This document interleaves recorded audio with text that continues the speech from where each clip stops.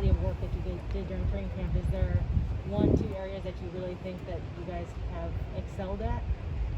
I think just the continuity of the team. There was a lot of carryover. One of the things we did with going late in the spring, I think there was a lot of retention from our players. There wasn't a lot of time from the end of spring practice, just before Memorial Day weekend, to when we started back up. Normally we finish in the middle of April, and there's a bigger break in there. So I think the retention of our players allowed us.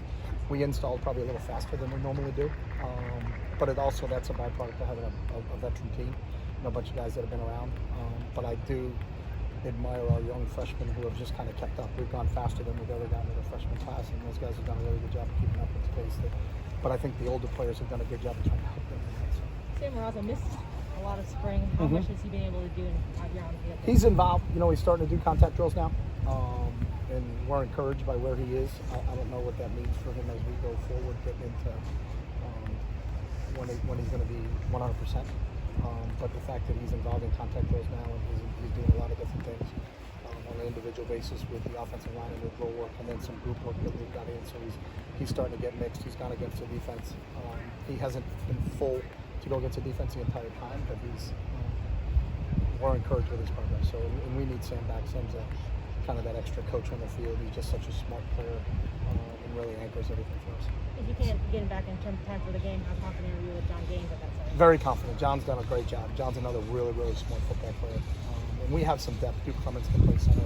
Bruno Fina's had a real good spring and camp. So we think we're 4 deep there if we have to be.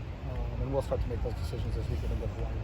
Since this is the last time we're going to see you during the camp period before you start, prep work for Hawaii, you got 2 days left. Is there anything you feel like you really need to shore up a lot in these last couple of days of camp? No, the guys have been great, and everything we do in camp is situational work, really based on the percentages that they occur in a game. So what's the percentage of third and shorts in a game, and then that's the percentage of third and short that we practice during camp. What's the percentage of red zone during a game? That's the percentage that we practice during camp. So our guys have been really dialed into the situational work.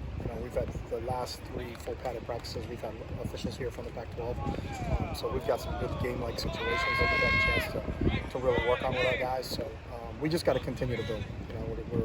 We're always a forward-looking operation, and how do we continue to improve every day? And can we be a little bit better today than we were yesterday? Then we're on the right track. So and those guys have really stacked days on top of each other. So we'll continue to put them through situational work in these next 2 days, and then we'll get into what our normal routine of game week is as we're getting ready to prepare for Hawaii in the open.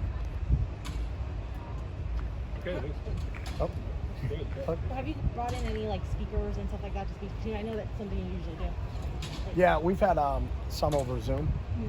We didn't have any in person just because of some of the COVID restrictions that we have to deal with. And they have to get tested, and when we can bring them in, and some of those other things. So we've done some video stuff, but we haven't had any guest speakers in person. So.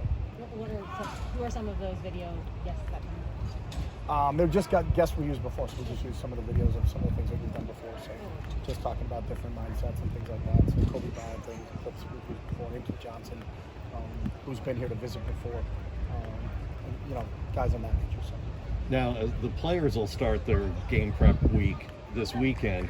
As coaches, when did you guys start looking at Hawaii game film and doing that kind of prep work? So we had time in June when we were allowed to go on the road to just go to camp. So when we were back here, we had a week dedicated to our first 3 opponents. So we had a week at Hawaii, we had a week at LSU, we had a week at Fresno State. So, and that's normal, that you'll always try to get your first 3 games, just an initial run-throughs, make sure all your breakdowns are set.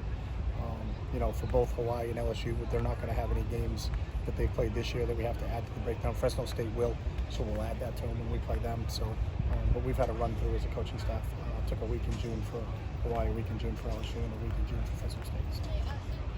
Speaking about the speakers who've come in again, have you brought anyone in or considered bringing anyone in to talk about sexual assault, sexual harassment? Yeah, that's part of the school in our Title IX program, so we do that every year with our profession. So what do you think the players take from that? I think they take it very seriously, and it's something that we all have to address all the time, and that's part of our yearly teaching through the universities.